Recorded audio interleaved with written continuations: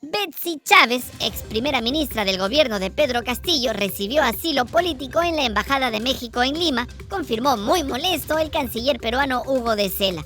La noticia puso fin a semanas de especulación sobre su paradero y marcó un punto de quiebre en la relación diplomática entre ambos países. Chávez enfrenta un proceso judicial por su presunta participación en el intento de golpe de Estado de diciembre de 2022 y su refugio ha sido interpretado por el gobierno peruano como una injerencia directa en asuntos internos.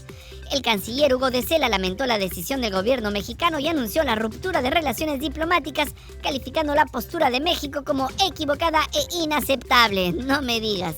Sin embargo, precisó que los servicios consulares para ciudadanos de ambos países continuarán operativos. De Sela también rechazó las afirmaciones sobre una supuesta persecución política, subrayando que tanto Chávez como Castillo están siendo juzgados con las debidas garantías procesales. El Perú, señaló, no puede aceptar que se use el asilo para eludir la justicia. El caso de Betsy Chávez se desarrolla en un contexto judicial complejo. La ex jefa del gabinete no asistió a 3 audiencias consecutivas de su juicio en la Corte Suprema. Luego, su abogado Raúl Noblecilla fue expulsado y suspendido para ejercer la abogacía por 2 meses. La Fiscalía solicita para Chávez una pena de hasta 25 años de prisión, acusándola de haber tenido un rol activo en el intento de ruptura del orden constitucional. Tras conocerse el asilo, el presidente José Gerí dispuso la expulsión de la encargada de negocios de México en el Perú, Carla Ornelas Loera, y le dio un plazo breve para abandonar el país. ¡Ah, su qué malote!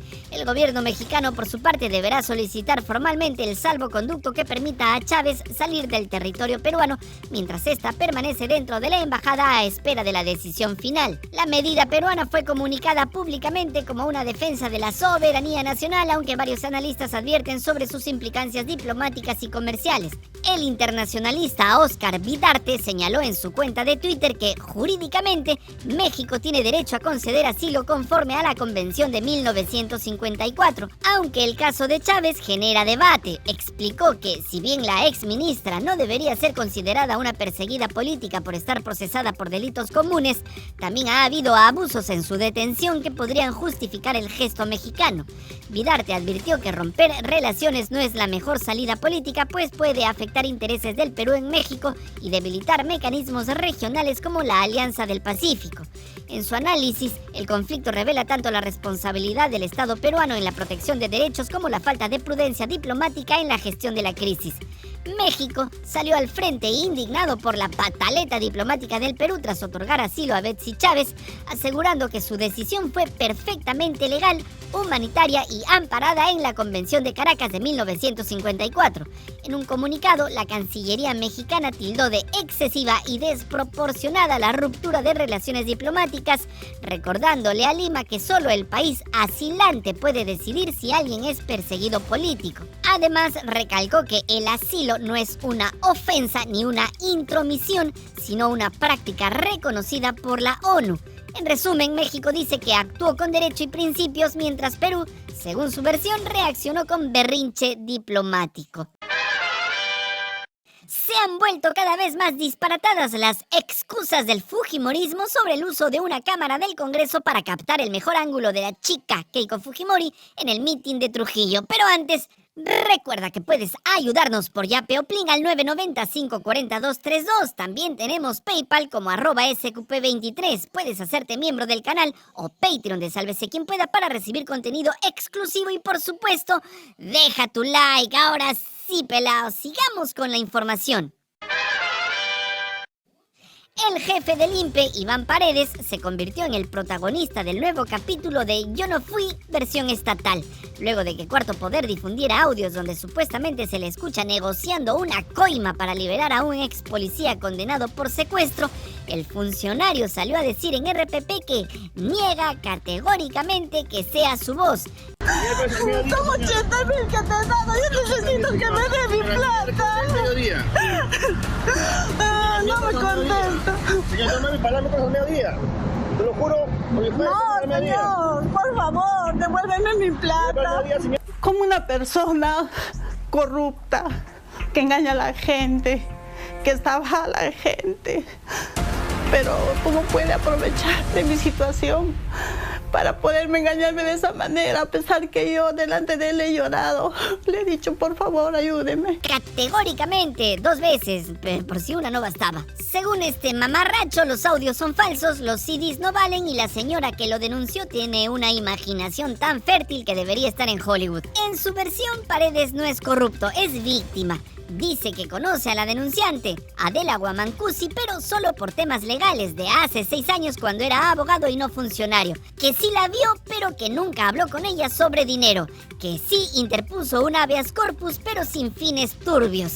En resumen, coincidencias, malentendidos y grabaciones que, por alguna razón, lo imitan a la perfección. Además, asegura que la fiscalía jamás le pidió un peritaje de voz, pero que si lo hacen, él encantado. Porque claro, cuando uno no tiene nada que ocultar, siempre está dispuesto cuando se lo pidan. Y como buen funcionario en apuros, Paredes pasó al modo ofendido institucional. Anunció denuncias contra Cuarto Poder y la reportera que, según él, mostró su casa y su placa de auto, poniéndolo en riesgo ante todos los presos del Perú. ¿Qué vas a estar en peligro tú? Oye, lo más probable es que los reclusos tengan hasta tu número de Yape, adefesio.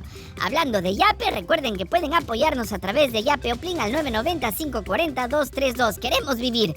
Bueno, el jefe del INPE también dijo que demandará a la señora Guamancusi, que lo habría perseguido en reuniones y hasta confundido con otro señor. Todo suena muy La Rosa de Guadalupe, solo que con abogados, fiscales y cámaras de RPP. Según él, los audios no existen, pero curiosamente se escuchan, se analizan y se difunden. Misterios del sonido moderno, claro. Por supuesto, renunciar no está en sus planes. Paredes asegura que su conciencia está limpia, que no tiene un ápice de corrupción y que su respaldo viene de él mismo. Yo me siento respaldado conmigo mismo, declaró sin titubear, lo que probablemente pasará a la historia como el nuevo mantra del funcionario peruano promedio. Desde el gobierno, el premier Ernesto Álvarez pidió calma y prudencia. Dijo que evaluarán las pruebas sin emociones porque en el INPE, según su disparatada teoría, a los buenos siempre los sabotean los malos. O sea, si suena a coima, parece coima y huele a coima, probablemente es sabotaje, según el pelado. Con ese nivel de lógica, cualquier funcionario podría alegar que los audios son obra de intereses subalternos. En este caso, Paredes dice que exfuncionarios resentidos quieren su cabeza. Mientras tanto, los audios siguen flotando en el aire, los presos ya conocen su dirección y el INPE, fiel a su estilo, sigue dando clases magistrales de cómo negar todo y seguir en el cargo. El fujimorismo vuelve a estar en el ojo de la tormenta o de la burla, esta vez por algo tan prosaico como una cámara. No una cámara cualquiera, claro, sino una del mismísimo Congreso de la República que terminó, oh sorpresa, grabando el mitin donde Keiko Fujimori anunció que buscará la presidencia por 4ª vez. ¡4ª vez! Ya cánsate, amiga, date cuenta. Una piedra, una lonchera, un cactus, un panetón, una rosquita, un pan chapla te ganaría en segunda vuelta. Pero bueno, negocios son negocios, ¿verdad? En fin, volviendo al tema de la cámara, el protagonista de esta historia se llama Daniel Luza, trabajador del Parlamento, quien según el fujimorismo por apuro confundió su cámara personal con la del Estado. Un clásico. El detalle, el aparato tiene código de inventario, sello institucional y claro, un costo que no se mide en soles, sino en descaro.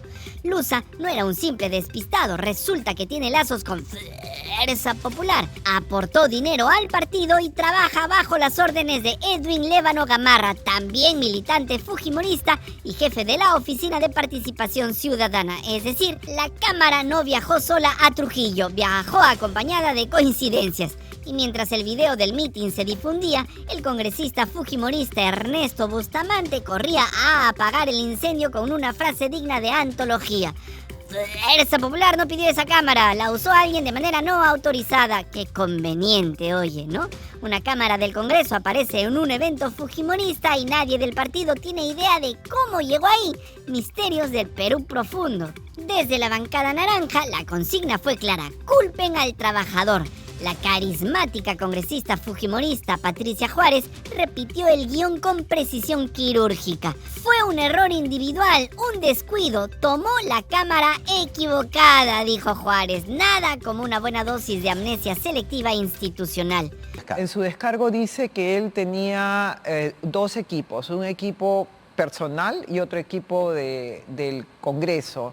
Y él, por el apuro en salir, tomó, sin darse cuenta, la Cámara del Congreso en vez de llevar su equipo. ¿No se dio cuenta que era la Cámara del Congreso? Eso es lo que él refiere, digamos. ¿Usted cree esa versión? Bueno, yo, digamos, te transmito lo que él refiere. Luza, convertido en chivo expiatorio, presentó su renuncia porque en el fujimorismo, ya sabemos, las responsabilidades siempre terminan en los que menos poder tienen, mientras los peces gordos se lavan las manos con jabón parlamentario.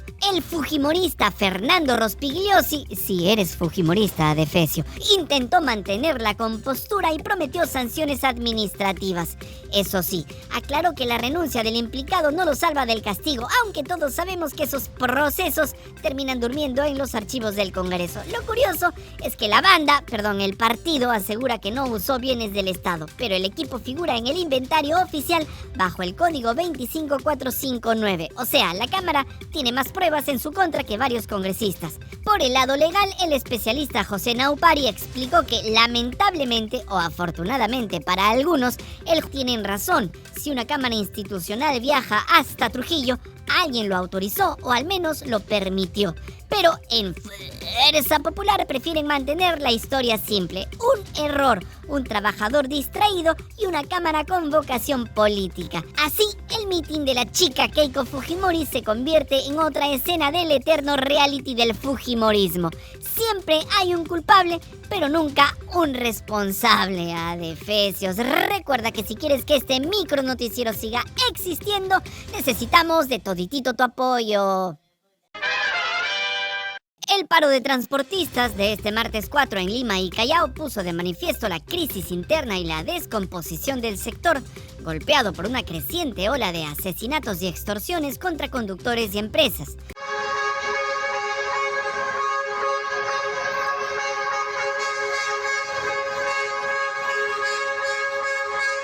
Bajo la consigna del apagado de motores, diversas líneas paralizaron sus actividades durante 24 horas en señal de protesta por la inseguridad que afecta al transporte urbano.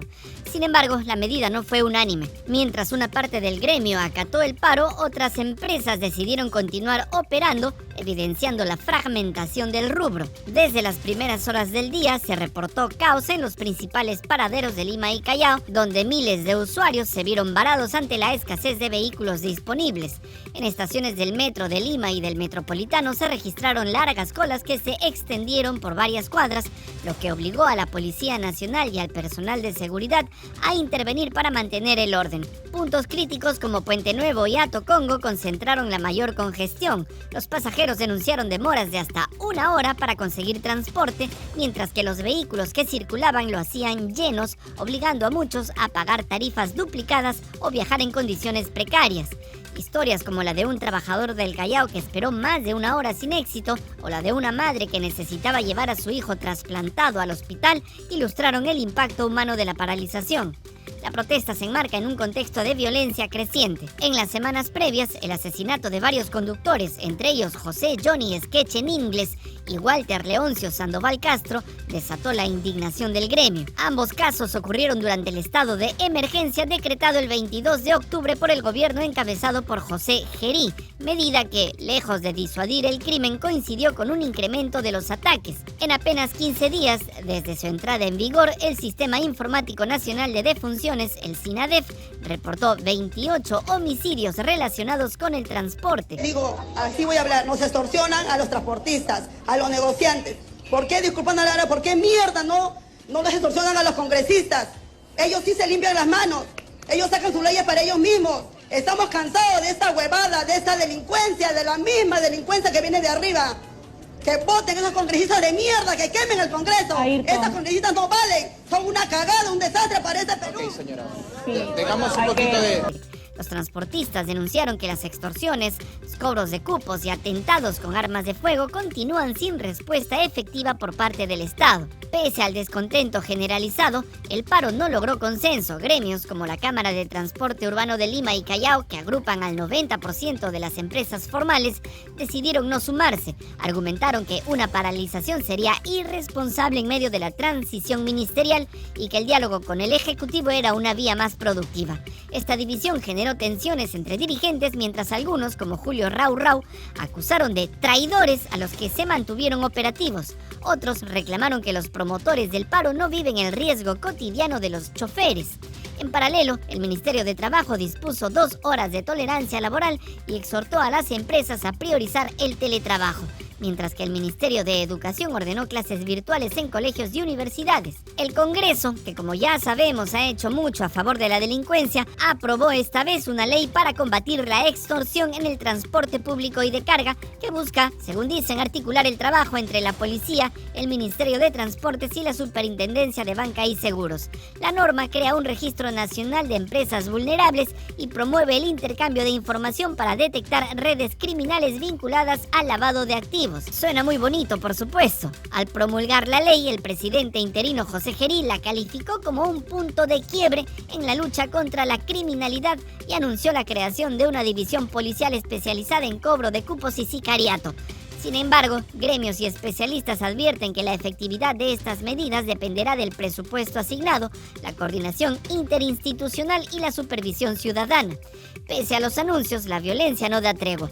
Según el SINADEF, durante los primeros 23 días del gobierno de José Gerí se registraron 36 homicidios en Lima, la misma cifra que durante los últimos 23 días del mandato de Dina Boluarte, lo que revela la persistencia del problema. En total se contabilizan 121 homicidios en lo que va del actual gobierno de Gerí, la mayoría causadas por armas de fuego. Lima y Huaura encabezan la lista de provincias más afectadas, mientras que otras 17 muertes violentas figuran como no esclarecidas.